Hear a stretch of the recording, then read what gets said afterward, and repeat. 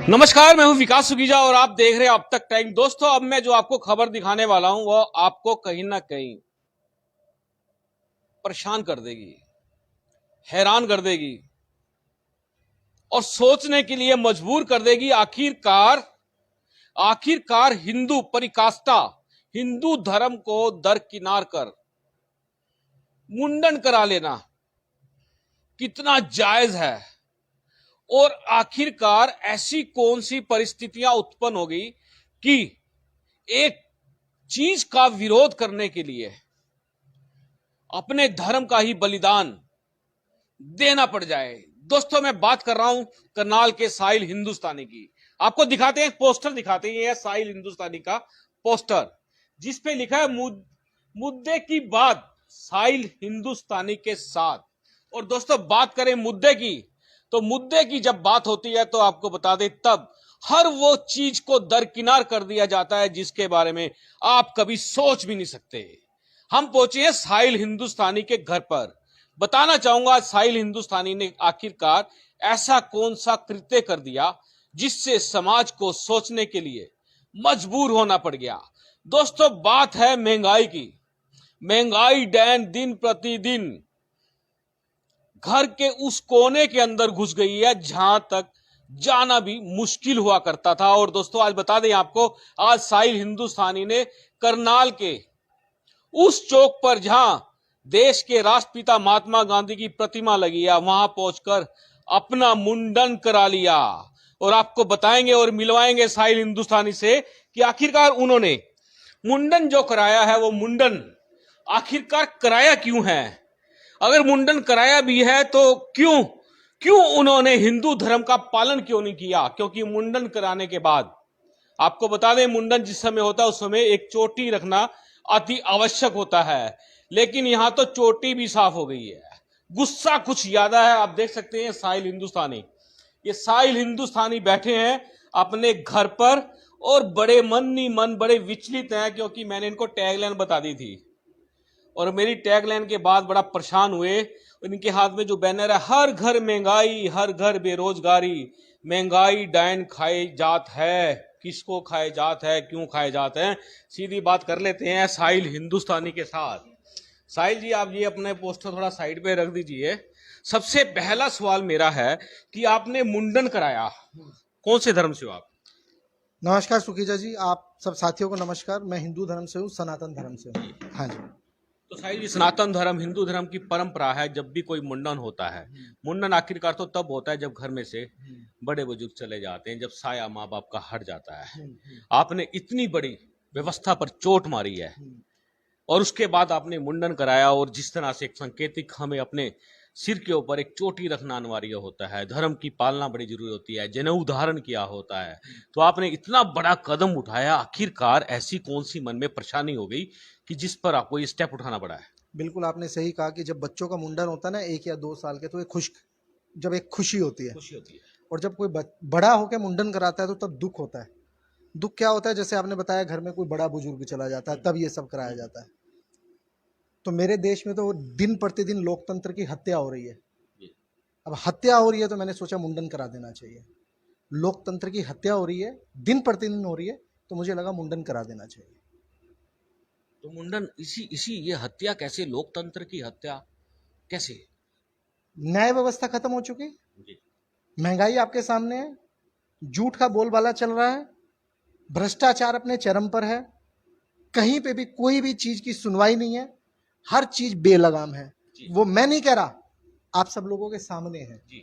अभी आपने एक न्याय व्यवस्था का प्रकरण देखा, वो भी देखा होगा आपने कि किस तरीके की चीजें चल रही हैं। मैं उसमें तो नहीं जाना चाहूंगा बहुत ज्यादा, बस इतना जरूर कहना चाहूंगा कि मेरा जो आज का जो विरोध प्रदर्शन था वो सिर्फ और सिर्फ लेके महंगाई को था। तो मैंने सोचा महंगाई के ही मुद्दे पे बात की जाए। आप देख के चलो कि सिलेंडर का रेट कल आपके सामने बढ़ गया, घरेलू सिलेंडर का रेट 50 रुपए बढ़ गया। सरसों का तेल आपको मालूम है क्या रेट हो गया। पेट्रोल 105 रुपए लीटर है, डीजल 95 रुपए लीटर है, सीएनजी जो 8 महीने पहले 50 रुपए 51 रुपए होती थी, आज 82 रुपए पहुंच चुकी है। तो कहीं पे भी किसी भी चीज की लगाम नहीं है। हमने सरकार को वोट दिया था, कांग्रेस को बाहर किया था, बीजेपी को लेके आए थे, मोदी जी को लेके आए थे और एक बहुत बड़ी उम्मीद से लेके आए थे।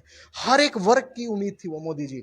हम एक राम राज्य की कल्पना कर रहे थे। मेरा निजी स्वार्थ ना जब पहले कभी था ना आज है। मैं तो ये सोचता था कि देश का भला होगा। एक भारतवासी होने के नाते आदमी यही सोचता है कि देश में अच्छा हो, समाज में अच्छा हो, देश के युवाओं को रोजगार मिले। मेरे को तो 2014 में रोजगार था मेरे पास, तो मुझे रोजगार नहीं चाहिए था। मेरे को तो जो बेरोजगार लोग थे उनके रोजगार की बात थी, और मोदी जी ने आके कहा कि मैं 2 करोड़ लोगों को रोजगार दूंगा। तो मुझे खुशी हुई कि ये बदलाव होना चाहिए। वैसे भी कांग्रेस को इतना समय हो गया था राज करते करते, तो परिवर्तन तो एक संसार का नियम है। लेकिन हुआ क्या, उसके उलट हो गया।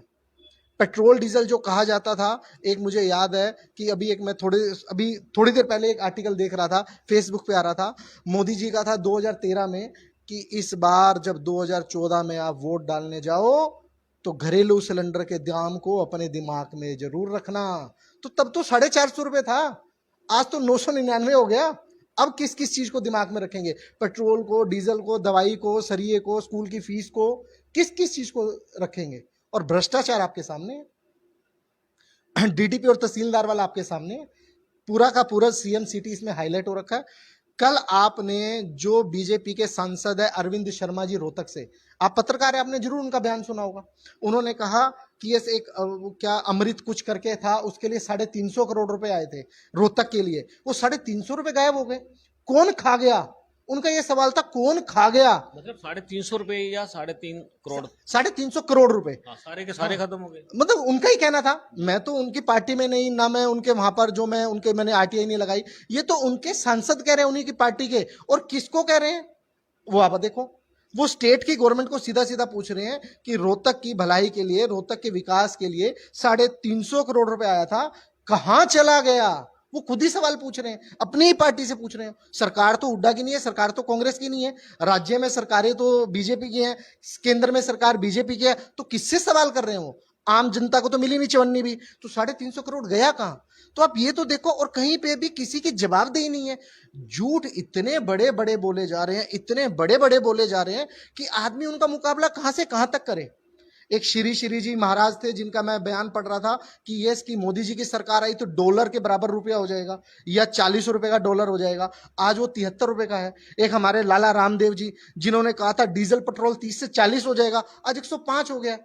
तो ये एक ये जनता के साथ, देश की जनता के साथ कोरा धोखा ही तो है, जन भावनाओं से खिलवाड़ी तो है कि आपने दिखाया क्या था, बताया क्या था और दिया क्या है। चलिए दोस्तों, बताते हैं आपको जो जो बताया था वो उनमें से क्या क्या हुआ। साहिल जी, मेरा सवाल है, जो ये आपने आज मुंडन कराया है, मुंडन कितने पैसे लगे हैं मुंडन कराने के? और पहले करवाते थे 2013 में, तब कितने पैसे लगते थे? आज मुंडन वाले का संडे का टाइम होता है, बड़ा उनका बिजी शेड्यूल होता है, पहले तो मिल नहीं रहा था, फिर उसने 300 रुपए लिए जी। वैसे मुंडन के 40 रुपए लेते हैं। तो 300 दिए ना आपने? हाँ, 300 दिए जी, मैंने दिए 300 रुपए। महंगाई की मार नहीं थी? महंगाई की मार है जी। वैसे भी आजकल कटिंग का रेट भी 100 रुपए हो गया जी, 80 रुपए हो गया। मुझे कुछ साथी ये लिख रहे थे कि कुछ नहीं, इसने फ्री में मुंडन कराना था। तो मैं उन भाइयों को बता दूं, फ्री में नहीं हुआ भाई, 300 रुपए लगे हैं। और उसको गाड़ी में लेके गया था अपनी में, ठीक है, हाँ लेके गया था, और 300 रुपए लगे हैं, जो काम 40 रुपए। तो छोड़ के भी आए थे? नहीं, छोड़ के तो नहीं आया था, क्योंकि उसका संडे का समय था, उसको आना था, और मेरे वहां पे जैसे आप जैसे साथी आए हुए थे, तो उनसे विचार विमर्श करने थे। तो साहिल जी, भारतीय जनता पार्टी ने अपने मैनिफेस्टो में कहा था धारा 370 समाप्त करेंगे, उससे खुश हो आप? जो उन्होंने अच्छा किया वो अप्रिशिएबल है। चलिए पहले पूछ लेते हैं दोस्तों, अच्छा क्या क्या किया, अच्छा क्या क्या किया? देखो जी, 2 चीजें उन्होंने अच्छी की है। 2 चीजें क्या, मैं 3 चीजें कहूंगा। एक तो उन्होंने जो अब मैं राम मंदिर का क्रेडिट उन्हें दूं या ना दूं, ये मेरे मन में डाउट आता है, क्योंकि ये फैसला सुप्रीम कोर्ट ने दिया। कोर्ट ने दिया, किसी सरकार ने नहीं दिया। हाँ, बना रहे हैं वो, उस चीज का क्रेडिट मैं उन्हें देता हूं, मैं इसका धन्यवादी हूं। 370 धारा के लिए भी धन्यवादी हूं। लेकिन वहां का माहौल आज भी आपको मालूम है, आप कभी जाओ तो वहां की एक्चुअल पिक्चर देखोगे तो कुछ और है जो बताया जाता है। तीसरा, हाँ, दुनिया में थोड़ी सी साख अच्छी हुई थी, थोड़ी सी, हाँ उस समय हुई थी थोड़ी सी, जो कोरोना काल में बहती हुई लाशों ने खराब कर दी। जो कोरोना काल में झूठ बोले गए, आपके सामने WHO का आंकड़ा है, 47 लाख मौतें बता रहे हैं वो, और हमारी सरकार ने हमें 4.5 लाख मौतें बताया था। कितना गुमराह करोगे आप देश की जनता को, कितना झूठ बोलोगे आप देश की जनता को? झूठ बोलने की कोई एक सीमा तो होती है, इन्होंने तो सारी सीमाएं लांघ दी। मतलब आप झूठ किससे बोल रहे हो? वो दाई से पेट छुपा रहे हैं। WHO ने आंकड़ा आपके सामने लाके खड़ा कर दिया। हरियाणा बेरोजगारी में नंबर 1 है, वो आपके सामने आंकड़ा आ गया। देश के ऊपर 3 गुना कर्जा हो चुका है, वो आपके सामने आ चुका। आज मैं देख रहा था एलआईसी के ऑफिस में, दफ्तर में आग लग गई। आपको मालूम है या नहीं मालूम है, आपकी जानकारी में है नहीं है? अभी एलआईसी को बेचने की तैयारी हो रही थी, अब एलआईसी के दफ्तर में आग लग गई। वो खुला है ना, अभी क्या बोलते हैं, आईपीओ खुला है, आईपीओ खुला है उसका। मतलब एक चीज देखो ना, जिसमें जनता का पैसा इन्वेस्ट है, जनता ने अपना पैसा लगा रखा ना आईपीओ में, उसको भी बेचने पे आ गए, उसको भी बेचने पे आ गए। ये सोचने वाली बात है। अगर आम नागरिक नहीं जागेगा, वो इन्हीं सभी चीजों में घुसा रहेगा, जिंदाबाद जिंदाबाद जिंदाबाद जिंदाबाद, दिमाग में व्हाट्सएप की चिप फिट करके रखेगा, तो देश तो बर्बादी की तरफ है। 3,000 अंग्रेज आए थे जी हमारे देश में, धीरे धीरे उन्होंने पूरे देश पे कब्जा कर लिया था। क्यों? क्योंकि हमारे यहाँ पे तमाशबीन बहुत है, तमाशा देखने वाले बहुत हैं, सिर्फ ये करते हैं सानू की। तमाशा दिखाने वाले भी तो नहीं, वो भी बहुत हैं जी, वो भी बहुत है, दोनों तरीके के हैं, इसमें कोई दो राय नहीं है। चलिए दोस्तों, बिल्कुल तमाशा देखने और दिखाने वाले देश में मौजूद हैं। कोई ऐसा देश भी नहीं है जहां पर ये परंपरा भी ना हो। लेकिन सवाल जो उठता है, आपको बता दें साहिल जी, आपने मुंडन करा लिया, आप कांग्रेस में चले गए, उससे पहले भाजपा के आपने बड़े गुणगान किए, उनकी सभाओं पे बड़े भाषण दिए, आप कांग्रेस में चले गए। क्या आपके साथ एक भी कांग्रेसी नहीं था, आपकी बात से सहमत नहीं था कि आप अकेले ही जाकर वहां मुंडन करा रहे हो, बाकी कांग्रेसी कहां चले गए? चलो, मैं दोनों बातों का आपका जवाब देता हूं। 2014 में मैंने मोदी जी को बहुत सपोर्ट किया। मैं तो बार बार ही बोल रहा हूँ, लोग मुझे अंधभक्त, चाटुकार, चापलूस कहते थे, मुझे बड़ी खुशी होती थी, मुझे बुरा नहीं लगता था। मुझे लगता था कि देश में परिवर्तन आएगा, अमेरिका वाले वीजा लगाने के लिए लाइन लगा के खड़े होंगे। अब आप एक बात बताओ सुखीजा जी, आपको मैं अभी जानता नहीं, पहली बार आप मिल रहे हो, अगर आप मुझे 4 अच्छे सपने दिखाओगे पहली बार पे, तो मैं आप पे विश्वास करूंगा ना। जब आप प्रोड्यूस करोगे, रिजल्ट दोगे, तब पता चलेगा ना। उन्होंने बड़े अच्छे अच्छे सपने दिखाए, 2 करोड़ युवाओं को रोजगार मिलेगा, आपने भी सुना होगा, 15-15 लाख गरीबों के खाते में होंगे। चलो वो तो छोड़ दो, वो तो अमित शाह जी ने मान लिया जुमला था, ठीक है। अमेरिका वाले लाइन लगा के खड़े होंगे, डीजल पेट्रोल सस्ता हो जाएगा, डॉलर के मुकाबले रुपया मजबूत हो जाएगा, महंगाई खत्म हो जाएगी, सारा काला धन वापस आ जाएगा। मार्केट में 2000 के नोट देखने को नहीं मिलते सुखीजा जी, ये आप भी जानते हो, है नहीं? कहां गए? अभी एक और पकड़ी गई, पूजा सिंगला नाम से, ठीक है, 17 करोड़ रुपए जिसके घर पे नगद मिला और 120 करोड़ रुपए का उसका घोटाला है। तो ये 2000 के नोट वहां पैक हो गए, तो काला धन कहां गया? यहां पर पैक हो गया। पहले 1000 के नोट में ज्यादा जगह चाहिए होती थी, 2000 के नोट में कम जगह चाहिए होती है। तो जब किसी ने अच्छे सपने दिखाए, मैंने एक बार पहले भी आपकी इंटरव्यू में कहा था, जब शादी होती है ना, सब अच्छा अच्छा होता है, 4 साल बाद मालूम चलता है कि बनेगी या नहीं बनेगी। तो 4 साल बाद उनके जब रिजल्ट आए, तब देखा कि ये तो देश को धोखा दे रहे हैं, और हम तो राष्ट्रवादी, हमारे लिए तो देश सबसे पहले है, हमारे लिए कोई पार्टी सबसे पहले नहीं है, देश सबसे पहले। दूसरी बात, मेयर के चुनाव में मैंने उनको समर्थन दिया था, बिल्कुल दिया था, पर मैंने उनकी पार्टी ज्वाइन नहीं की थी, मैंने ना उनकी सदस्यता ली थी। मैंने सीएम साहब के चेहरे पे मना किया था कि मैं आपकी पार्टी की सदस्यता नहीं लेना चाहता। उस टाइम समाज के, जो शहर के हालात ऐसे हो रहे थे कि एक तरफ एक वो कैंडिडेट था जिसकी 4 अलग अलग वो कह रहा था मैं आजाद उम्मीदवार हूं, आईएनएलडी कह रही थी हमारा उम्मीदवार है, हुड्डा साहब उनको सपोर्ट कर रहे थे, सुमिता सिंह जी उनको सपोर्ट कर रही थी, जेजेपी वाली कह रहे थे हमारा सपोर्ट है। तो समझ नहीं आ रहा था, उस कुर्सी के 4 अलग अलग पाए थे, तो मुझे लगा 4 पायों वाली कुर्सी तो कभी भी गिर सकती है, जिसके एक ही पार्टी के 4 पाए हैं उसे सपोर्ट कर देना चाहिए, आखिर अपने शहर के हित की बात है। मतलब गलती कर दी आपने फिर? मैं अब इसे गलती में भी की, ये हो सकता है कि वो वाला इनका भी बाप निकलता, हो सकता है कि आप, उसके बाद निकल भी गया जी, उसके बाद उन्होंने झंडा उठा लिया, उसके बाद खुंची भर ली उन्होंने सीएम साहब की, आज तक फोटो वही लगी हुई है। तो क्या पता कि जीतने के बाद ज्वाइन कर जाते, वो और भी बड़ा धोखा हो जाता। हम उनको सपोर्ट करते और वो जीतने के बाद, धोखा तो डिसाइड है, धोखा तो होना ही है, धोखा तो होना ही है। तो अभी ये तो लगा कि कम से कम एक धोखेबाज से बच गए। तो और रही बात कांग्रेस पार्टी क्यों नहीं आई, मैंने आज सुबह भी बोला, ये एक आम नागरिक का विरोध था, इसमें कहीं पे भी किसी भी पार्टी की कोई इन्वॉल्वमेंट नहीं थी। आप मेरे साथ देखो, उस प्रदर्शन में सुनील बिंदल जी बैठे हैं, वो आम आदमी पार्टी के हैं। तो यहां पर एक आम जन का मुद्दा था, उसमें ना तो आम आदमी पार्टी थी, ना कोई कांग्रेस पार्टी थी, ना मैंने किसी को कहा कि आपने आना है आपने नहीं आना, मैंने किसी को नहीं कहा, ना मैंने पार्टी को कहा। और मेरी एक अपनी अपनी निजी जिंदगी है, मेरा एक अपनी आजादी है, ना मुझे किसी पार्टी से परमिशन लेने की जरूरत है। मेरा एक जन विरोधी नीति के प्रति आम आदमी का विरोध था, जो मैंने दर्ज करा दिया। घर में क्या रिएक्शन है जब आप बाल मुड़वा कर घर पहुंचे, क्या रिएक्शन था? आपकी मम्मी को मालूम है ये वाली बात, परिवार में मालूम है? हाँ जी, उन्होंने देख ही लिया जी, अब तो बच्चों ने देख ही लिया, शौक थे, तो कांड करके आ गए ना आप। नहीं वो ठीक है, उनको मालूम है कि हमारे फादर के दिमाग में देश और समाज चलता है, वो सबसे पहले उसके बारे में सोचते हैं, हमारे बारे में भी बाद में सोचते हैं, तो वो मेंटली प्रिपेयर इस चीज के लिए। उन्होंने विरोध जाहिर किया है कि आपने गलत किया या ठीक किया, क्या घर में क्या है? नहीं, उनका विरोध नहीं, वो बस इतना बोलते हैं, बच्चे हैं इतना तो नहीं बोलेंगे, इतना जरूर बोले पापा अच्छे नहीं लग रहे आप।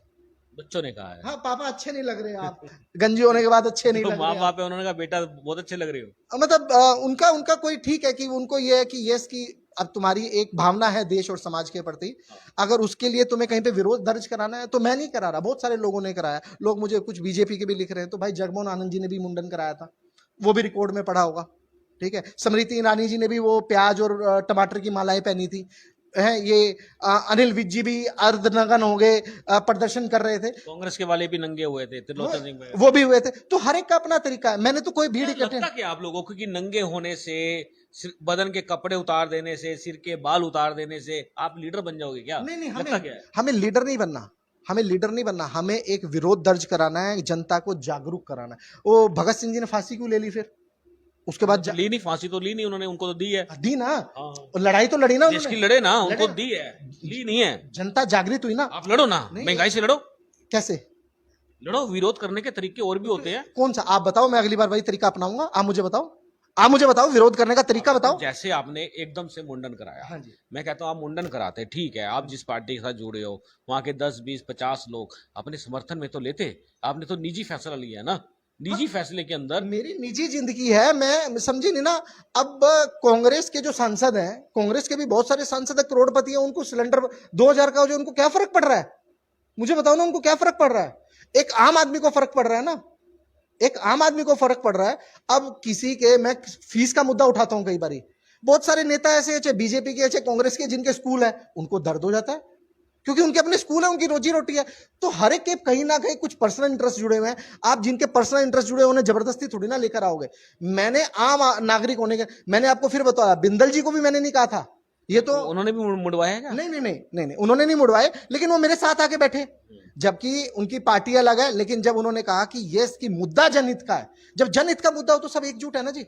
बिल्कुल दोस्तों, आपको बता दें कहीं ना कहीं सरकार को इस विषय में सोचना चाहिए। साहिल का ये फैसला सकारात्मक हो सकता है। कारण क्या है? रसोई का बजट बिगड़ गया है दोस्तों। कोई भी ऐसा आदमी नहीं है जो इससे प्रभावित ना हो, लेकिन कहीं ना कहीं जो कुछ काम हो रहे हैं, अगर बात करें देश के मान सम्मान की बात करें, विदेशों में बात करें, सुरक्षा की बात करें, हर लिहाजे से बात करें, तो वो भी कहीं ना कहीं लगता है कि वो हित में हो रहा है। लेकिन जो सबसे बड़ा मुद्दा है वो है महंगाई का, बेरोजगारी का। और साहिल जी, कैसा किया आपने मुंडन कराने के बाद? आत्मा को शांति मिली आपकी?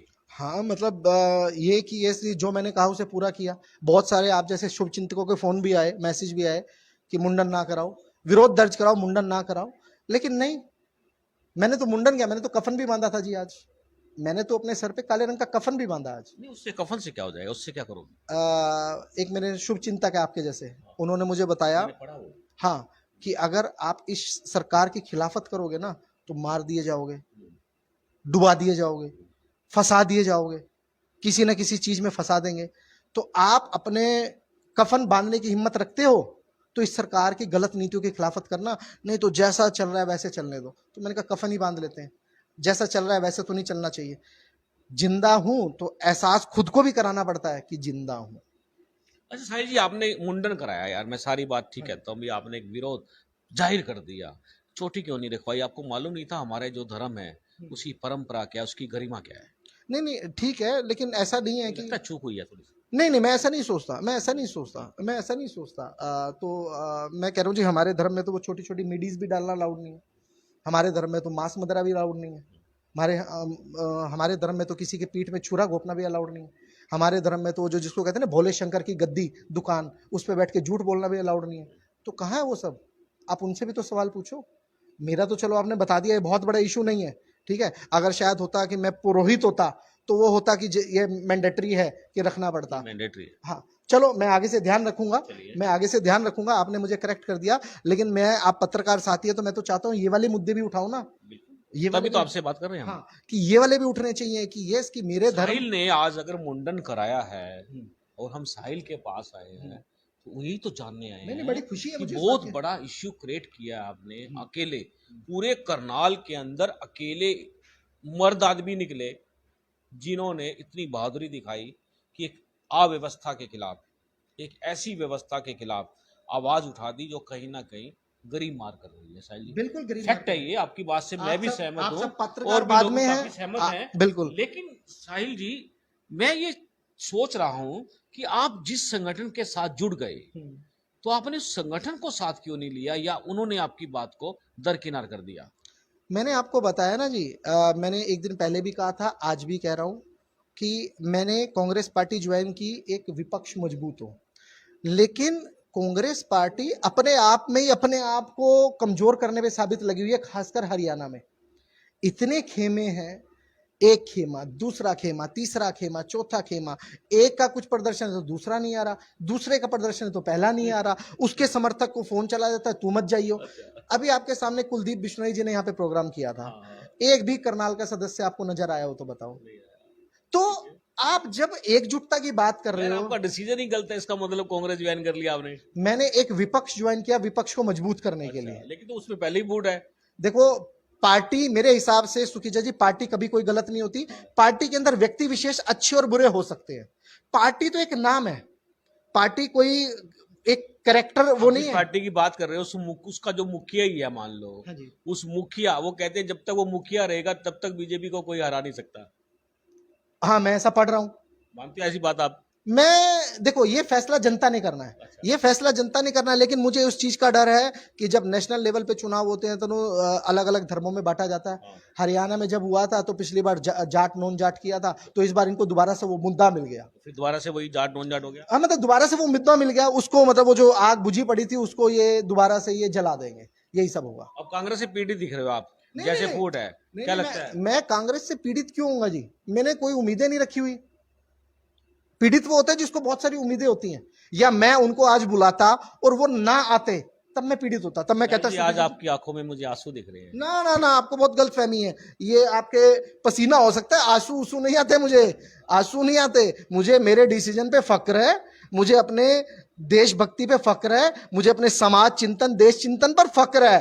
मुझे आंसू उसूं नहीं आते। आंसू आते हैं जब देश के लिए बुरा होता है, मेरे लिए बुरा भी ज्यादा क्या बुरा होगा जब एक सिलेंडर आप कह रहे हो इतना बढ़ गया। फिर मैं नहीं कह रहा, आप भी कह रहे हो, वो भी कह रहे हो, वो भी कह रहे हो, मैं आपकी बात कर रहा हूँ। हाँ, तो ये तो बढ़ी रहा हो तो बढ़ी रहा है। अरे 450 वाले पे टाइम पे मोदी जी ने कह रहे थे, मैंने आपको बताया कि वोट देते टाइम देखना सिलेंडर का क्या रेट है, 999 पे क्या बोलेंगे। चलिए दोस्तों, जाने से पहले आखिर में साहिल जी से उनका मैसेज सुन लेते हैं। साहिल जी, क्या संदेश देना चाहेंगे? मैं सिर्फ यही कहना चाहूंगा, मैं सरकार गूंगी बहरी अंधी है, मैं उनको नहीं जगाना चाह रहा, मेरी अकेले की आवाज से तो वो जागेंगे भी नहीं। हाँ, मैं समाज के कुछ चंद लोगों को जगाना चाह रहा हूं जिनके लिए राष्ट्रहित, समाज हित, शहर हित अपने किसी भी निजी स्वार्थ से ऊपर है। वो गलत का विरोध करना शुरू करें। जब गलत का विरोध करने में कुछ आवाजें इकट्ठी होंगी तो आवाज बुलंद होगी, जब आवाज बुलंद होगी तो सरकार सुनेगी। बिल्कुल दोस्तों, आपको बता दें, आवाज बुलंद करेंगे तभी आपकी सुनवाई होगी, और उसके लिए आपको एकजुट होना पड़ेगा, एक जैसे मुद्दों पर एकत्रित होना पड़ेगा, उसके बाद एक टंकार बजानी पड़ेगी, ऐलान करना पड़ेगा, और उसके बाद इस खबर को ज़्यादा से ज़्यादा शेयर करना पड़ेगा, उस पर कमेंट्स देना पड़ेगा। और आप देखते रहें अब तक टाइम्स। मैं हूं विकास सुखीजा। नमस्कार, जय हिंद, जय भारत। जय हिंद, जय Bharat. This is important for you and your loved ones. Choose a policy today from Star Health Insurance.